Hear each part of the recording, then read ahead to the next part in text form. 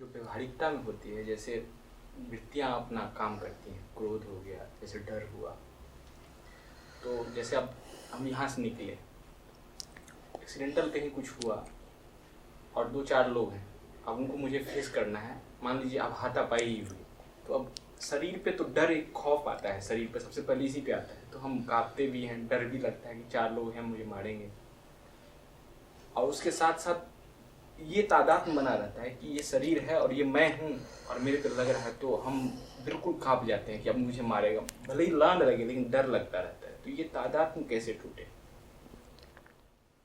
हाथापाई चलती रहे। नहीं, मतलब यदि ऐसा कुछ कभी कुछ नहीं, यदि क्यों? तुम कह रहे हो कि मैं यहां से निकलूंगा, हाथापाई होगी, बस उस हाथापाई में शरीर से तादात्म्य ना रहे। क्यों ना रहे? ताकि मैं बिल्कुल निर्भय होकर पीट सकूं।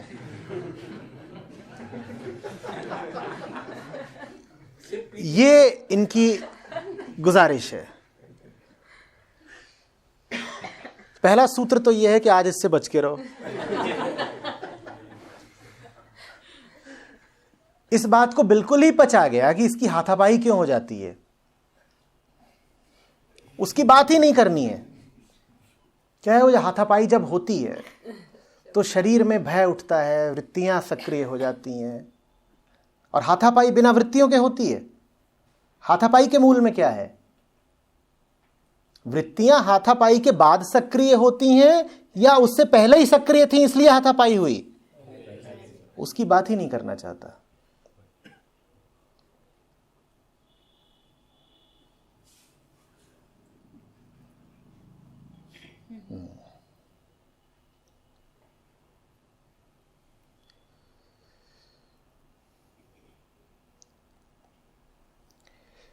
समझो,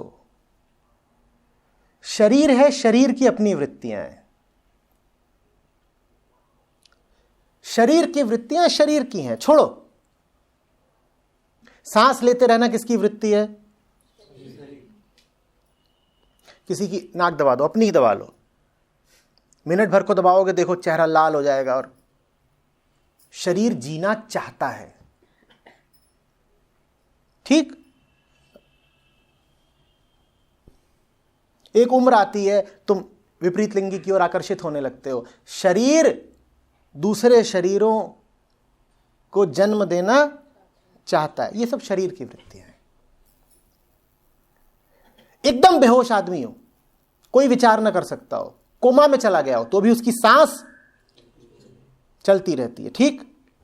कोमा में भी चले जाओ तो सांस तो चल रही है ना।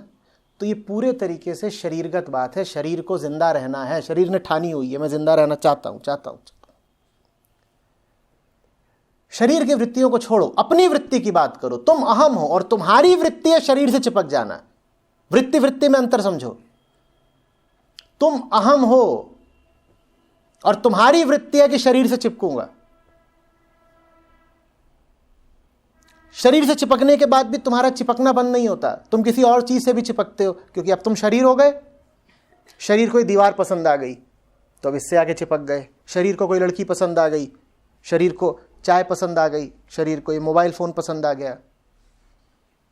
तो चिपकने की पूरी एक श्रृंखला बनती है। क्यों? इसलिए नहीं कि शरीर के पास वृत्तियां हैं, इसलिए कि तुम्हारी मूल वृत्ति है, तुम गोंद हो।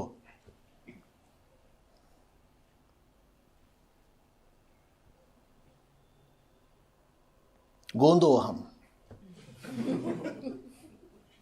मुझे तो चिपकना है।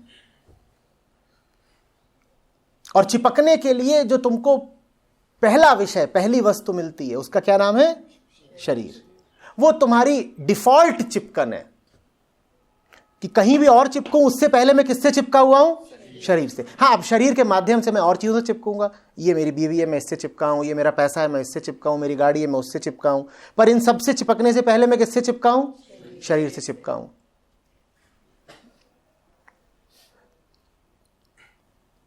शरीर की वृत्तियां खतरनाक नहीं हैं।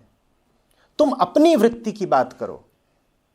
शरीर को दोष मत बताओ कि शरीर की तो वृत्तियां हैं ही, वो हिंसक है, ये है वो है। शरीर हिंसक इत्यादि नहीं है। शरीर को हिंसा में कोई उत्सुकता नहीं है अगर वो जिंदा रहे बस। शेर का पेट भरा हो वो हिंसक रहता है क्या? शेर को हिंसा में कोई उत्सुकता नहीं है अगर उसको बैठे बिठाए खाना मिल रहा हो तो शरीर की वृत्तियां बस इसलिए है कि शरीर चलता रहे। शरीर की वृत्ति खतरनाक नहीं है, तुम्हारी वृत्ति खतरनाक है। तुम्हारी वृत्ति का नाम है गोंद।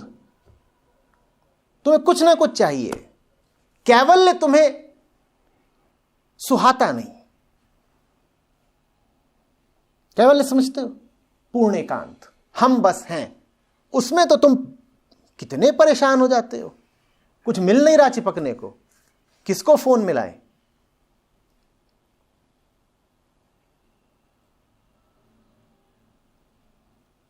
एक सज्जन मेरे पास आए, बोले बड़ी आफत हो गई है, फेसबुक अब फॉरवर्डेड मैसेजेस पे ऊपर लिख देता है फॉरवर्डेड। मैंने कहा तो? बोले पहले जब भी अकेला होता था एक साथ 50 लोगों को एक ही संदेश भेज देता था, मिसिंग यू। तो कोई ना कोई तो कॉल बैक करता ही था। अब जान जाते हैं कि ये सबको ही भेज रहा है। एक लिखता था मिसिंग यू, फिर एक एक करके जो जो सामने आता गया सबको भेज दिया। कोई ना कोई तो मेरे जैसा पड़ा ही होगा अपने ही गोंद में लथपथ, तो फिर कॉल बैक करेगा। अरे अब एक एक करके भेजना पड़ता है मिसिंग यू।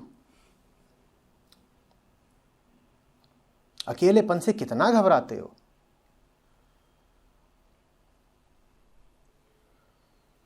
कोई दूसरा ना मिले तो अपनी ही संगत कर लेते हो। अपनी संगत माने किसकी संगत? विचारों की। सोचने बैठ जाओ, कोई दूसरा नहीं तो दूसरे के ख्याल तो हैं, आपसे अच्छी आपकी यादें हैं जो तड़पाती नहीं, जो जाती नहीं। सुनाओ अपार आगे का। आप तो आकर चले जाते हो, वो जाती नहीं, वो जाती नहीं। और कुछ नहीं है तो समय बर्बाद करने के लिए सोचो, किसी की संगत तो चाहिए।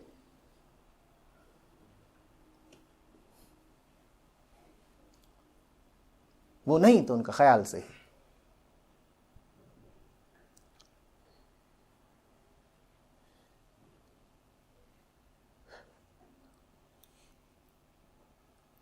आ रही बात समझ में? अपनी वृत्ति की परवाह करो। शरीर निर्दोष है, शरीर तो पशु समान है और जानवर तो मासूम होते हैं। उनके पास क्या वृत्तियां होती हैं? यही तो होती हैं, खाओ, आराम करो, पड़े रहो, कोई खतरा आए तो भाग लो, कोई मादा दिखे तो पछिया लो। कोई बहुत बड़े गुनाह तो वो करते नहीं। एक जानवर दूसरे जानवर को मारता भी है तो इसलिए कि प्रकृति ने उसको ऐसा बनाया है। तो शरीर की वृत्तियों को दोष मत दो। बहुत लोग आते हैं जो कहते हैं अरे शरीर से बड़ा पाप तो दूसरा हो ही नहीं सकता। शरीर में क्या पाप है? मेरे खरगोश है, उनमें क्या पाप है? तो मैं गोलू को उठा के कहूं तू पापी है, तू मेरी रोटी खा गया। उसके शब्दकोश में पाप जैसा शब्द ही नहीं है। उसके पास बस एक शब्द है, प्रकृति। वो वही करेगा जो प्रकृति ने उसको सिखाया। न वहां पाप है न पुण्य है, मात्र प्रकृति है। हां, पापी तुम हो जब तुम किसी भी चीज से मत चिपको शरीर से इतना। क्रोध की वृत्ति मान लो शरीर की भी है, तुम उस वृत्ति से जाकर क्यों चिपकते हो? तुम उसको हवा क्यों देते हो? तुम उस वृत्ति के दृष्टा क्यों नहीं हो जाते? तुम जरा दूर क्यों नहीं रहते? आदमी खूंखार हो जाता है, आदमी अत्याचारी हो जाता है, जानवर होते हैं कभी। तो इसका मतलब हमारी जो दरिंदों से बढ़कर दरिंदगी है उसके पीछे पशु वृत्तियां तो नहीं हो सकती। समझना, जब कोई आदमी बड़ा जुल्मी हो जाए, क्रूर हो जाए, तो तुम उसको क्या बोलते हो? दरिंदा, पशु। पर पशु तो वो सारे काम करते ही नहीं जो आदमी करता है। इसका मतलब वो सारे काम तुम्हारी पशु प्रकृति नहीं कर रही है, तुम्हारी अहम वृत्ति कर रही है। इस अहम वृत्ति को संभालो। शरीर जो करे उसको करने दो, खुला छोड़ो।